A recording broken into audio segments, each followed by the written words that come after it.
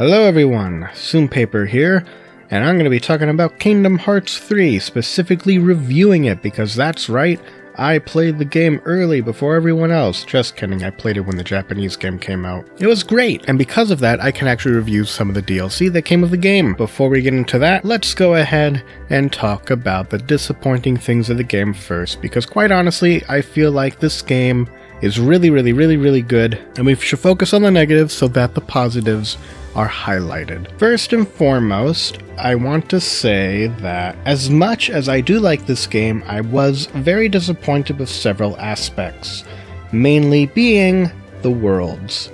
There aren't as many worlds as I'm sure a lot of fans would have hoped to have seen, and for some of the other worlds that you maybe would have wanted to re-explore, that are like a series staple now, you don't even get to visit anymore. Examples are like Radiant Garden. It is a shame that you don't get to see all of those worlds anymore in terms of playing in them, but at least they're in cutscenes or for certain short story elements, so I guess it's better than nothing. Speaking of which, you don't really get to play as many other characters. You might get to play as two other characters other than Sora, but it's only for a few seconds really. It's not very long, and it's just mainly part of certain story elements, so again, kinda disappointing. Going back to the worlds, there's a bit of an inconsistency issue. Some of the worlds are a lot shorter than others, and others are really long with a lot more interesting stuff happening. It's really weird. For instance, Twilight Town is basically a shell of what it used to be. Twilight Town used to be a much bigger world in Kingdom Hearts 2 that you could thoroughly explore and have fun with,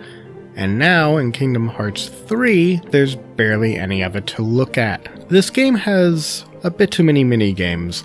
I feel like they should have cut back on some of them, because some of them are just basically a different version of others, and it's kind of not worth it.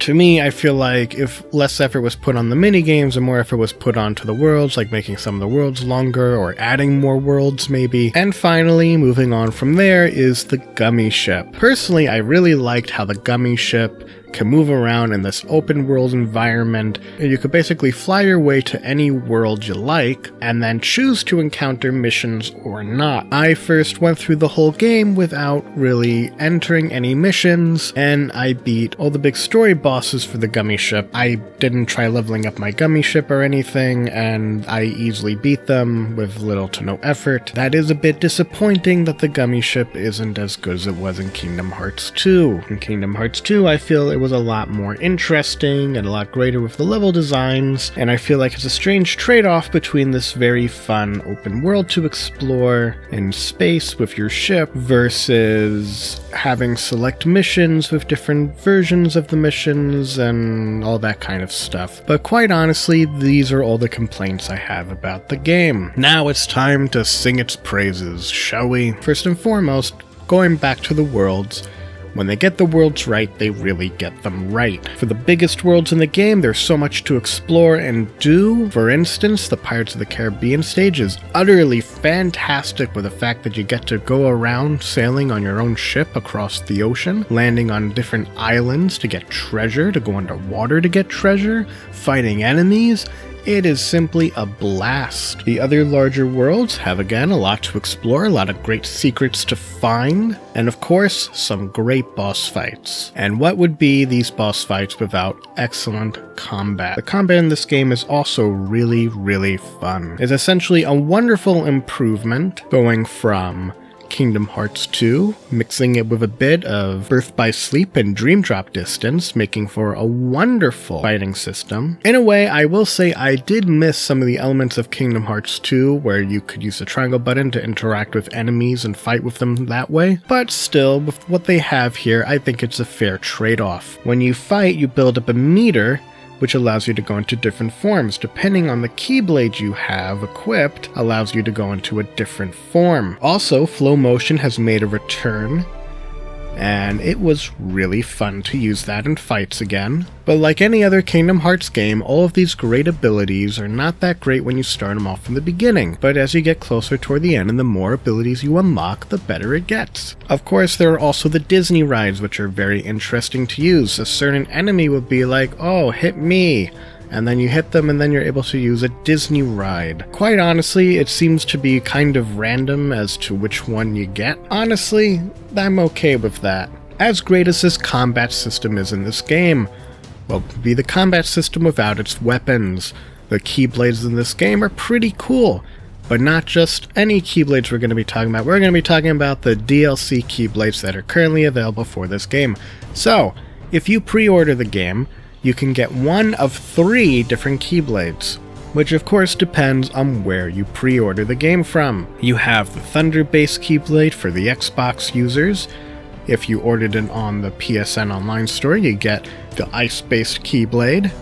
And if you order from Amazon or other certain retailers, you get the Fire one. Each one enhances the element that they're based on and also does a slight attack, very similar to how you build up your little mode meter, but instead you just have a burst of that attack that doesn't use your magic. How cool is that? Honestly, I don't think this Keyblade makes a huge difference in the game. It's not like it makes it a million times easier or anything like that, but it's a great weapon nevertheless, and it certainly does help in the beginning of the game since it is a bit stronger than your starting Kingdom Key. Speaking of the Kingdom Key, there's basically another version of the Kingdom Key, which is the Starlight Keyblade, which is the other DLC Keyblade that you get by playing the mobile game. In the mobile game, you have to play various classic mini-games, of which you build up a certain amount of points for each mini-game, and then you get your download code. Personally, I actually use this Keyblade for the entire game. As I said, it is a slightly better Kingdom Key. It focuses a little bit more toward the magic side, and I like using the magic in the game. Speaking of which,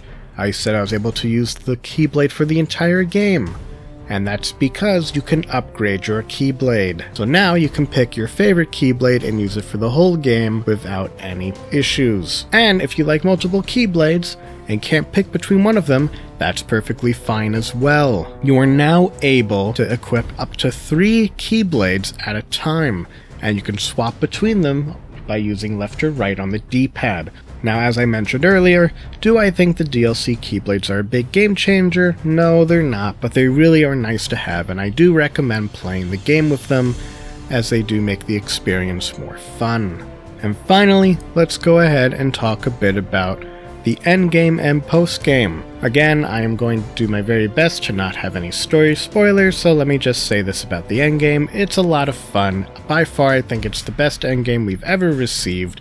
If everybody thought Kingdom Hearts 2 endgame was pretty cool, well, get a load of this. It certainly isn't a world that never was, but quite honestly, all the fights you have in this are simply spectacular. As for the postgame, there are about 14 challenges you can face. They are special battles that are slightly more difficult than what you normally encounter in the game, and some of them are particularly challenging. For defeating each of these challenges, you get an item and a secret report. But aside from all of that, this game was truly a blast to play. Highly recommend it to everybody who loves the Kingdom Hearts series. This game is definitely your money's worth. There's a lot to do, a lot to explore, a lot to have fun with, and sure, there are a few disappointing features about the game, but I still think it's worth your time, which is why this game gets a 4 out of 5. It's not the very best Kingdom Hearts game in the series, but it certainly isn't the worst, and it certainly is one I would love to replay again and again in years to come. And that's it for my review on Kingdom Hearts 3. If you enjoyed this video and thought it was helpful, be sure to leave a like, share it with other people you think who could benefit from this review, be sure to subscribe if you want to see some of my other videos, and hit the notification bell for some more updates potentially. Be sure to watch my other videos, and I'll see you then.